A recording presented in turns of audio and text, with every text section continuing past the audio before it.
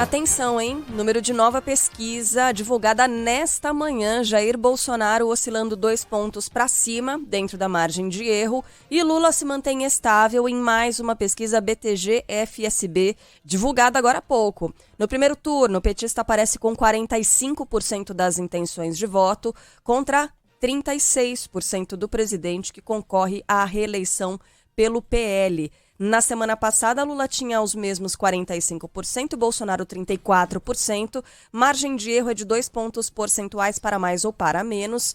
Ciro Gomes, do PDT, tem 6%, Simone Tebet, do MDB, tem 3%, Vera Lúcia, do PSTU e Pablo Marçal, do PROS, 1% cada. Não pontuaram Roberto Jefferson, do PDT, Sofia Manzano, do PCB, Leonardo Péricles, do Unidade Popular, Soraya Tronic, do União Brasil, Emael, da Democracia Cristã e Felipe Dávila, do Novo. Brancos e nulos somam 2% e 3% não sabem ou não responderam. Outros 4% disseram nenhum. Aí na pesquisa espontânea, quando os nomes dos candidatos não são informados, Lula aparece com 41% e Jair Bolsonaro com 34%. Na semana passada, o petista tinha exatamente os mesmos 41% e o presidente Bolsonaro 32%. Ciro Gomes surge com 4% nesse cenário e Simone Tebet com 2%. Brancos e nulos totalizam 3% e 12% não sabem ou não responderam, outros 12% disseram nenhum. Em um eventual segundo turno, Lula venceria Jair Bolsonaro por 52-39. O petista ainda bateria Ciro Gomes por 49% a 30% e Simone Tebet por 53-25%. Ciro Gomes venceria Jair Bolsonaro por 47-40% e o presidente empataria com Simone Tebet com 42% para cada. Entre os entrevistados, 79% afirmam que não, que sim, já estão decididos e não vão mudar o voto. Pesquisa ouviu 2.000 pessoas, foi uma pesquisa feita por telefone, né? Entre os dias 19 e 21 de agosto, registrada no TSE, sob o número BR 00244/2022. Tô quietinho aqui porque eu tô vendo a miríade de números que vem junto com essa pesquisa, buscando outros recortes. Rejeição a gente não falou ainda, né? Não. A rejeição de Lula se manteve inalterada, de Lula não. De Lula oscilou um pouquinho para baixo, um ponto para baixo. De 43% para 42%. A de Bolsonaro... eu vou ter que organizar esses números aqui, porque é muita coisa, tá? Mas a gente está vendo poucas mudanças, nenhuma mudança significativa fora da margem de erro. Mesmo assim, tanto no primeiro quanto no segundo turno, caíram numericamente as diferenças entre Lula e Bolsonaro. 2 pontos no primeiro turno e 2 pontos no segundo turno, sendo que no segundo turno Lula oscilou um pontinho para baixo e Bolsonaro 1 ponto para cima. É sinal de algo, que esteja de fato acontecendo? A gente vai ter que esperar novas pesquisas para essa semana ou a próxima pesquisa do mesmo instituto. Por enquanto, a gente está vendo aqui a coisa mais ou menos cristalizada como estava antes. Rejeição. Lula 44%, boa. Jair Bolsonaro 55%. Ciro Gomes tem 51% de rejeição e a da Simone Tebet também é alta, viu? 32% desse número de pessoas que não votariam nela de jeito nenhum. Aí aparece Felipe Dávila com 30% de rejeição e Pablo Marçal 27%, mas de fato os 2 primeiros também são os 2 primeiros em rejeição, né? O atual presidente Bolsonaro com 55% de pessoas que não votariam nele de jeito nenhum e o ex-presidente Lula 44%. Quando a gente vê todas as pesquisas que estão sendo divulgadas, é imperativo a gente concluir que algumas estão trazendo números errados. Porque o BTG, por exemplo, dá uma diferença de 7 pontos entre os 2 principais candidatos, o Datafolha de 15. Isso não está dentro da margem de erro. Então alguém aí está trazendo números equivocados. O BTG é o único instituto que aponta, e é a segunda vez que isso acontece, uma rejeição tão maiúscula de Ciro Gomes. Né? Nos demais institutos, a rejeição a Ciro fica na casa dos 20% ou dos 30%. O BTG é o único que o coloca acima dos 50%. Né? E não é um ponto fora da curva, porque na última pesquisa a gente viu números muito parecidos, uma rejeição praticamente idêntica a de Jair Bolsonaro. Qual foi a metodologia? É importante. A pesquisa, vou repetir aqui, ouviu 2 mil eleitores, com margem de erro de 2 pontos para cima ou para baixo. Esses 2.000 eleitores foram entrevistados por telefone, né? Isso faz diferença, e faz diferença também a quantidade de pessoas entrevistadas, 2.000 pelo BTG, 5.700 na semana passada pelo Datafolha, o que diminui bastante a possibilidade de erro. É um universo bem maior, mais do que o dobro, né? Do universo de pessoas entrevistadas. Sabe o que é interessante também em um desses recortes, Megali e Carla? A mudança de voto, a possibilidade de mudança de voto até outubro. Quem está mais propenso a mudar de voto é o eleitor que hoje se declara eleitor do Ciro Gomes. São 23% dentro desse universo de quem vota no Ciro Gomes mais propenso a mudar de voto. Então esse percentual ainda pode ser redefinido até o mês de outubro. 18% são eleitores do Lula, também estão propensos a mudar de voto, e 15% são eleitores atualmente de Jair Bolsonaro, mas podem mudar de voto até outubro. Tem uma outra coisa aqui interessante, porque eu estava lendo no nosso chat do YouTube e falando, nossa, mas vocês são obrigados a dar números de pesquisa? Por que toda vez que sai uma pesquisa, vocês trazem todos esses números no ar? Bom, primeiro porque é um retrato do momento, né? As pesquisas apontam o que pensa o eleitor neste momento, mas também eu estava vendo aqui o altíssimo percentual de pessoas que se dizem interessadas nesta eleição. Muito interessados ou interessados representam 65% dos eleitores entrevistados. E aí outros 16% se mostram mais ou menos interessados, mas a gente está falando praticamente de 80% do público entrevistado com interesse nessas eleições. Agora, olha um recorte importante aqui. Entre aqueles que recebem o Auxílio Brasil, 8%, segundo essa pesquisa, recebem o Auxílio Brasil. Aqui a gente tem uma mudança bastante importante. São brasileiros que recebem na casa de 1 ou 2 salários mínimos. Na última pesquisa, 61% deste grupo votariam em Lula, 61%. Esse número caiu nessa pesquisa para 52%, 9 pontos. Não é pouca coisa. E o número de eleitores que recebem o Auxílio Brasil, que votariam ou votarão em Bolsonaro, era de 24% na última pesquisa. Esse número passou para 31%. Então a gente está vendo uma diminuição na diferença. Tudo bem, era gigantesca, mas uma diminuição de 17 pontos. 16 pontos. 16 pontos entre os dois candidatos, entre aqueles que recebem o Auxílio Brasil de acordo com a BTG. E um assunto que sempre aparece nas eleições, pelo menos nessa última década, é de abstenções, né? Mas veja que interessante, 95% dos eleitores entrevistados nessa pesquisa BTG dizem que têm intenção de ir votar em outubro. 95% também bastante alto. Bom, a pesquisa BTG também avaliou o desempenho do governo Jair Bolsonaro. 37% dos entrevistados consideram o governo Jair Bolsonaro péssimo, 8% consideram o governo ruim. Aí a gente tem de bom e ótimo, 17% ótimo, 17% bom, 20% regular. Se a gente somar bom e ótimo, dá 34%. Se a gente somar ruim ou péssimo, dá 45%. Então, são os números dessa pesquisa BTG Pactual, repetindo. Foi divulgada nessa manhã, né, a respeito da corrida ao Palácio do Planalto e também a avaliação do governo Jair Bolsonaro. O TSE, diga, Manda perdão. bala. O TSE valida as primeiras candidaturas ao Palácio do Planalto. Quem tem mais informação para a gente é o Rafael Procópio. O vice-presidente do Tribunal Superior Eleitoral, Ricardo Lewandowski, aprovou as 2 primeiras candidaturas a presidente da República para as eleições deste ano.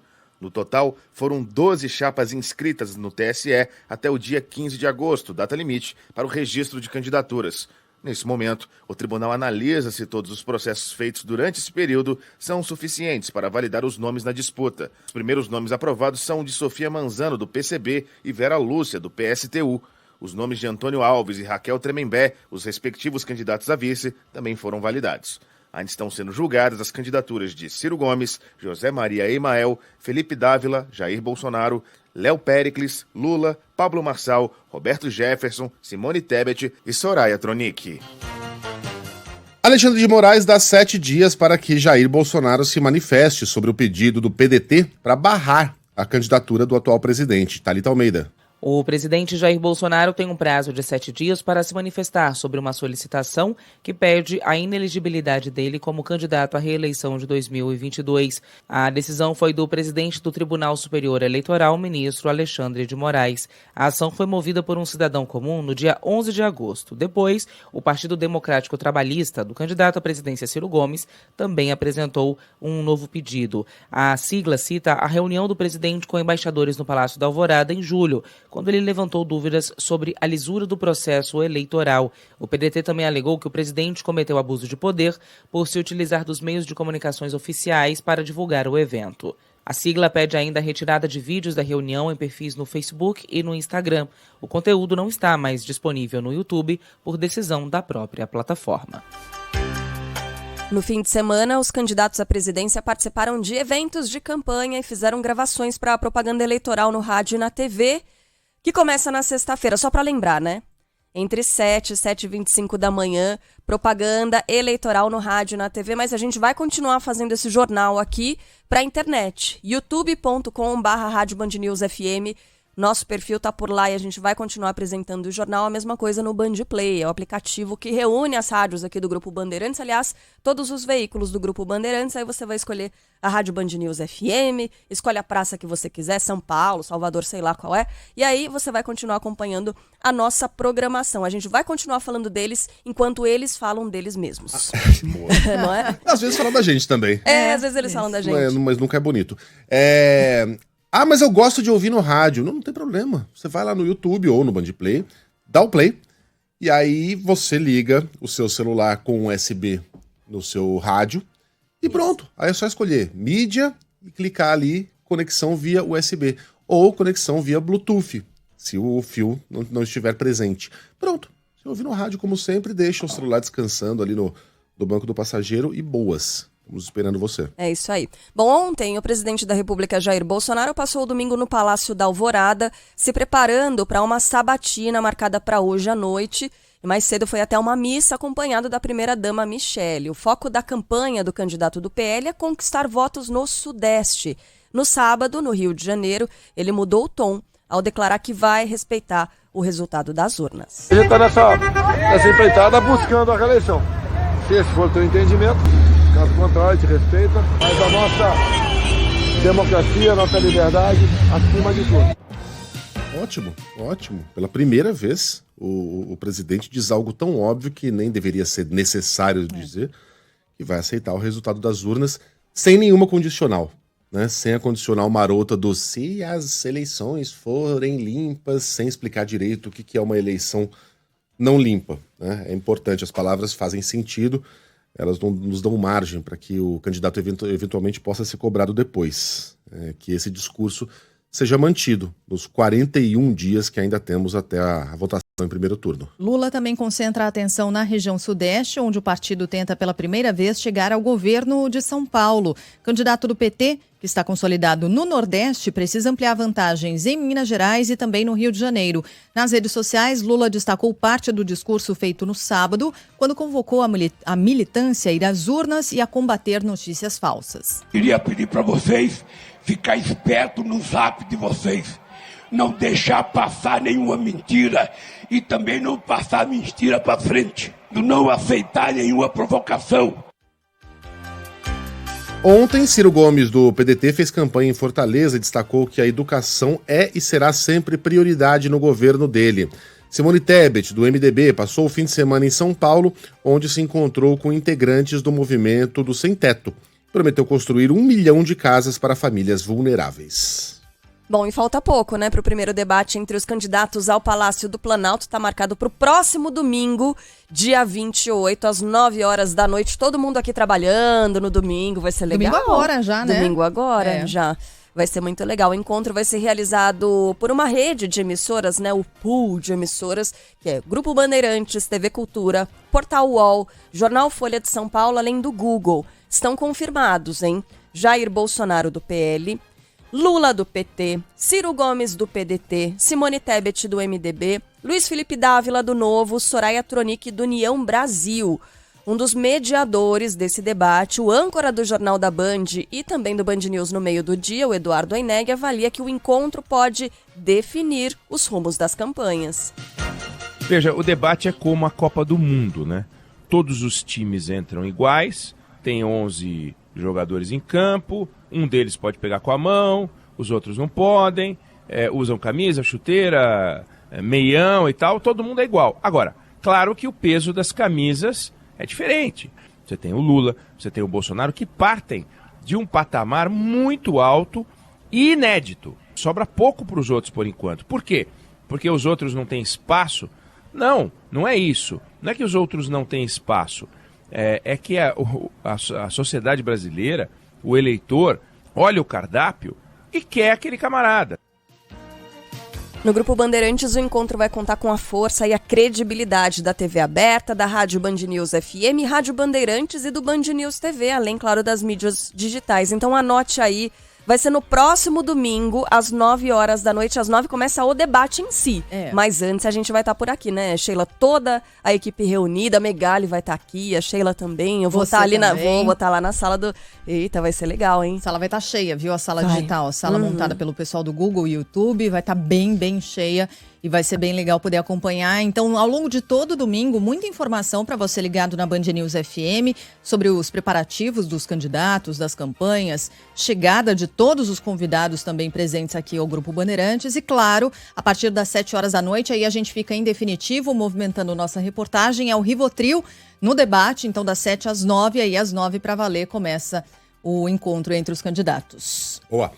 Em frente, as novas urnas eletrônicas são testadas no Maranhão. Leandro Aislan.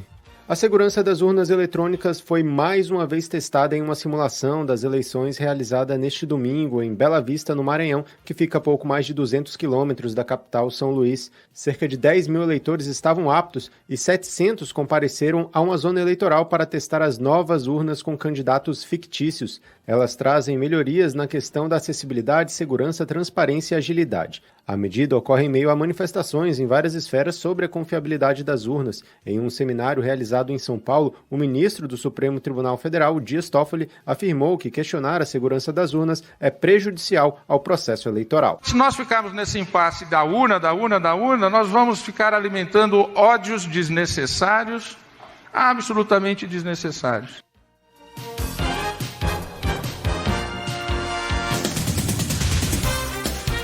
Em apenas um mês, deputados federais gastam mais de 26 milhões de reais economizados durante a pandemia da Covid-19 no Brasil. Os desembolsos, segundo o jornal Folha de São Paulo, ocorreram em dezembro de 2020, às vésperas do prazo limite para a utilização desses recursos. São espertos, né?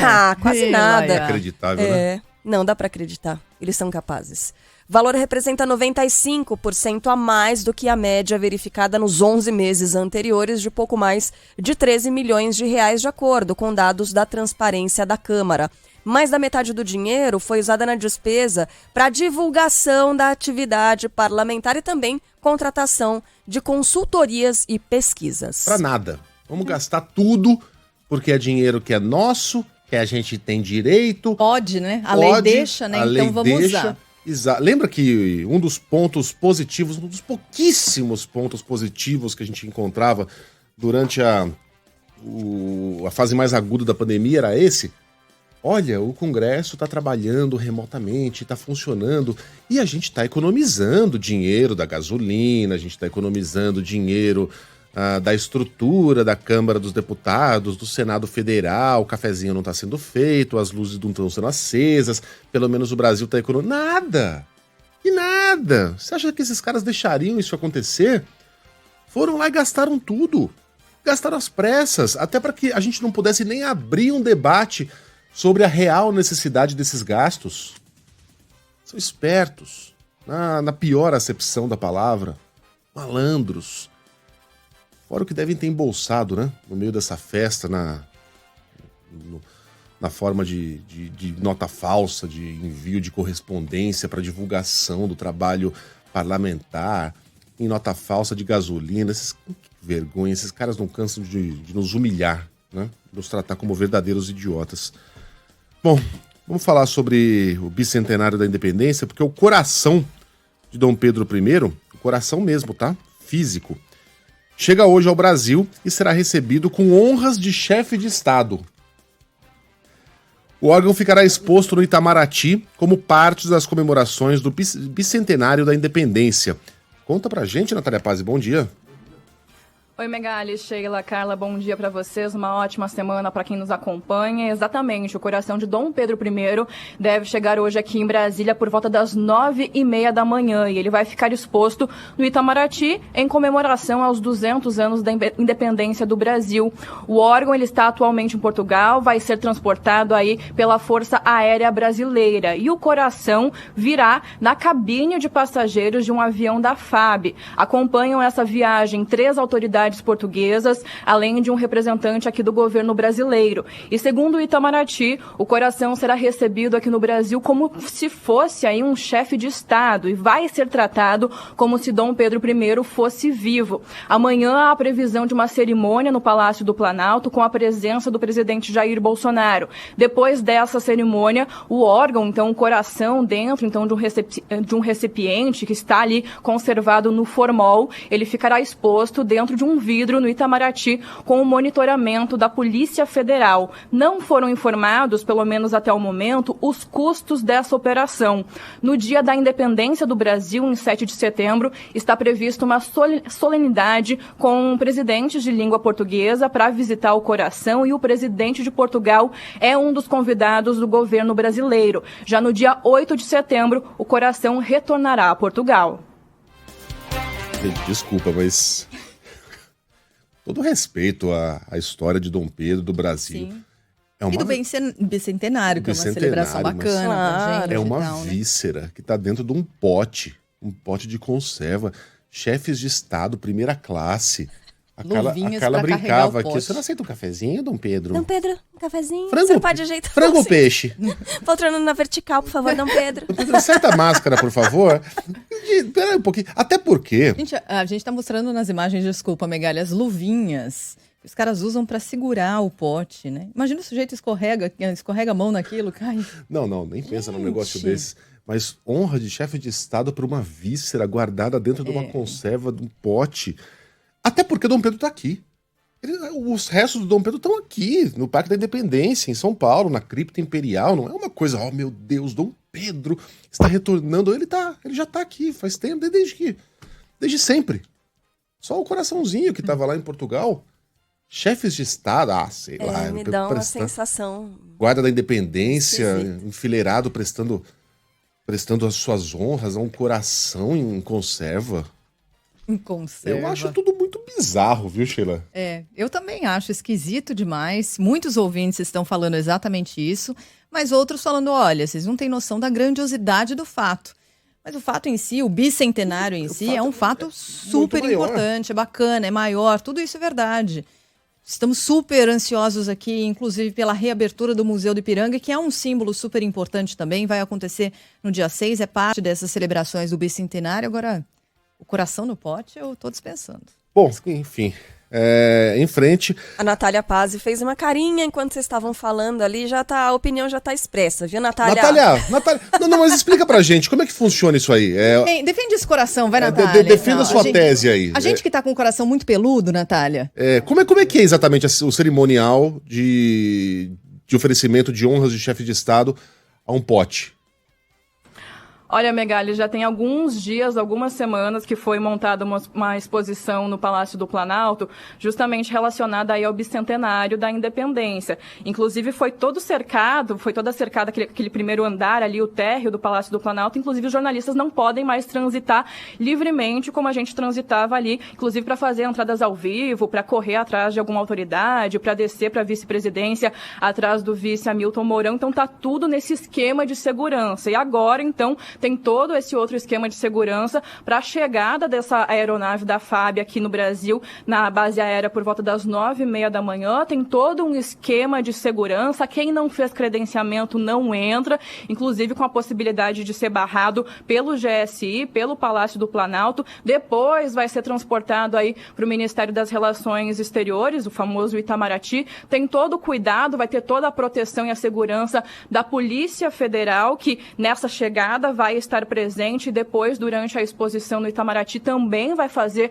a segurança desse órgão, mas é justamente como vocês falaram, né? A importância do bicentenário, a gente vem falando já há algum tempo, tem especiais, inclusive na Band, que a gente vem acompanhando sobre isso, mas o órgão, de fato, é um órgão que vai estar dentro de um pote conservado no formol e vai ficar exposto. Tem a previsão de que nas próximas semanas escolas possam ir gratuitamente ao Itamaraty para fazer essa visitação. Mas, de fato, com a presença do presidente Jair Bolsonaro, tem só esse evento, essa cerimônia prevista para acontecer amanhã. O órgão vai para o Planalto, mas depois volta para a segurança do Itamaraty e fica aqui até as comemorações de 7 de setembro e volta, então, para Portugal em 8 de setembro. E até o momento, uma informação que falta é justamente os custos para trazer, então, o coração de Dom Pedro I aqui para o Brasil. E essas negociações, elas começaram em fevereiro. Então, tem bastante tempo que o governo está atrás disso para as comemorações, então, dos 200 anos. É muito curioso, né? É algo inédito, a gente nunca viu. O meu amigo Fábio Fiorino brinca aqui que a gente mandaram o coração do Dom Pedro, a gente está precisando de cérebros, né? Foi isso. A expressão segurança do órgão, pela primeira vez, ela faz sentido literal, né? Quem vai ser o responsável pela segurança do órgão? Normalmente, né? Enfim. Agora Perfeito. a gente literal. Valeu, Mas Natália. muito ouvinte perguntando isso que você falou no finalzinho, viu, Natália? Custos disso. A gente ainda não tem a dimensão exata, né? Não tem não, Sheila. Até o momento o Planalto não divulgou os custos e não deve aí, pelas próximas semanas, divulgar também como que está sendo gasto esse dinheiro, tanto para trazer como também para devolver, né, para o retorno lá em setembro. Então, até o momento, nenhuma informação divulgada em relação a esse dinheiro gasto.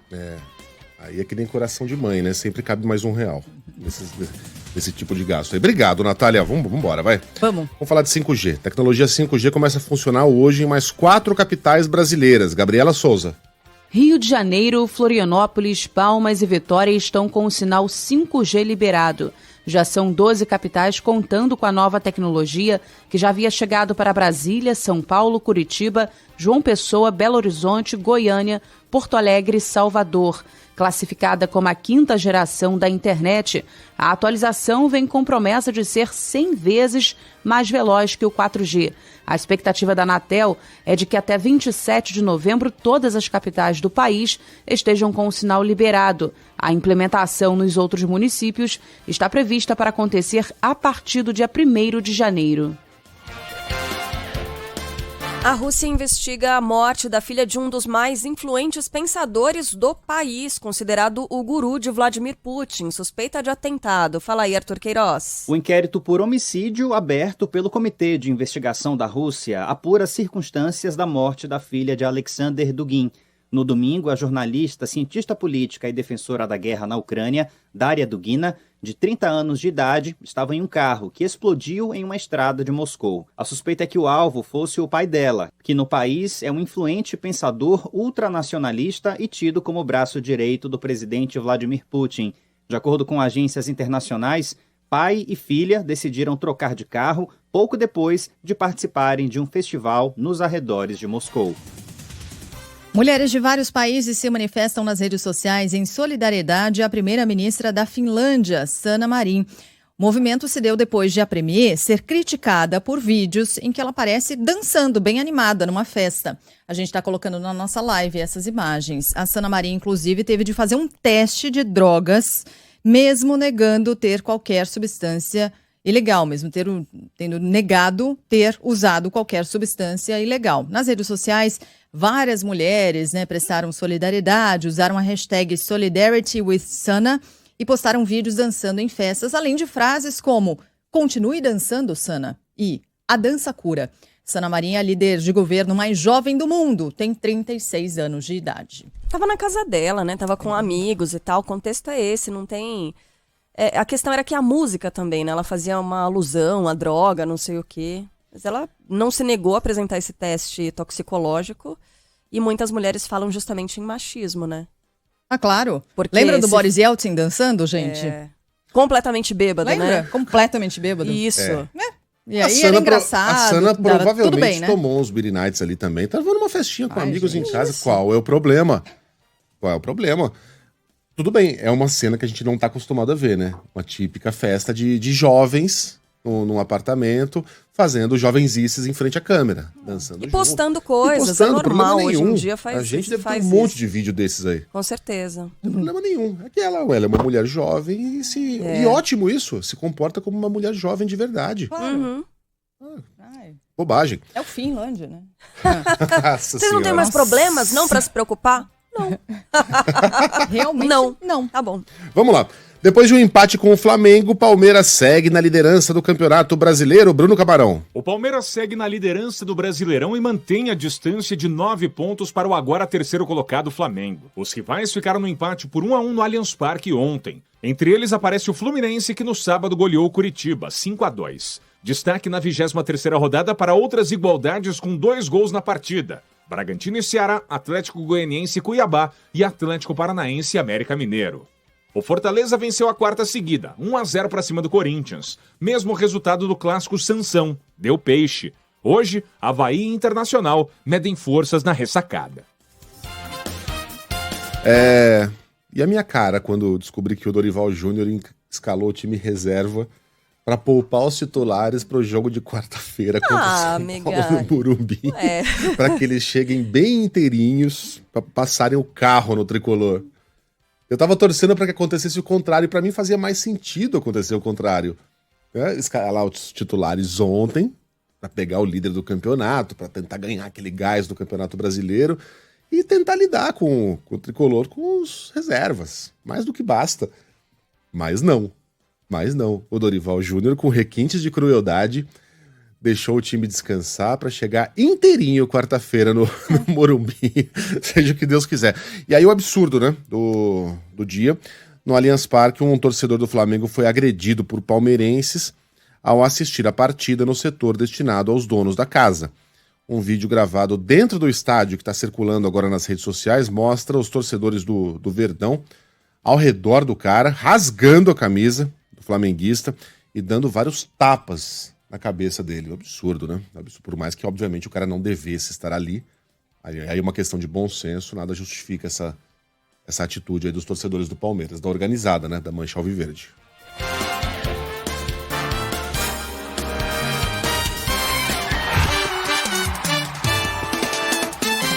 Futebol, com Milton Neves. Oferecimento Perdigão. Manda brasa com Perdigão na brasa. Casa do Construtor. Aluguel de equipamentos. Ligue 0800 200 0217. E Sicredi. Conheça a primeira instituição financeira cooperativa do Brasil. Sicredi. Gente que coopera, cresce.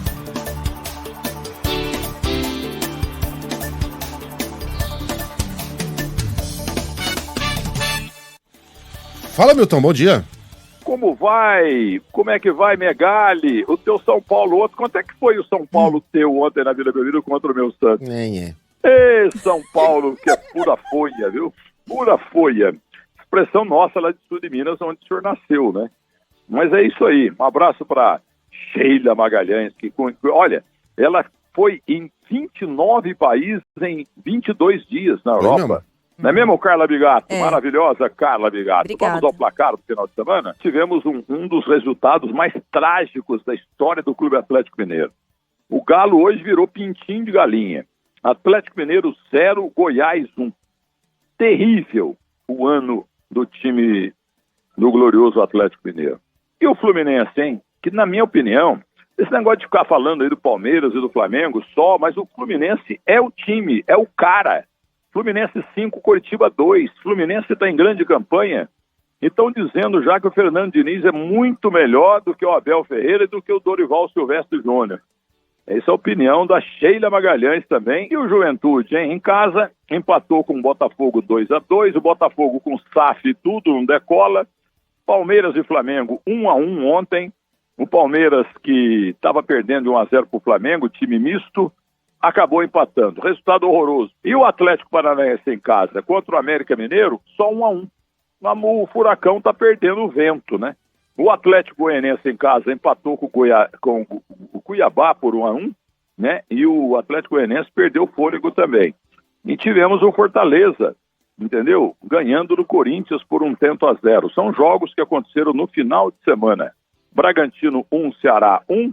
O Santos ganhou do São Paulo por 1-0. Aleluia, muito obrigado, Santos, meu amor. Grande abraço para vocês na semana. E futebol, você sabe, é aqui no Grupo Bandeirantes de Rádio e TV.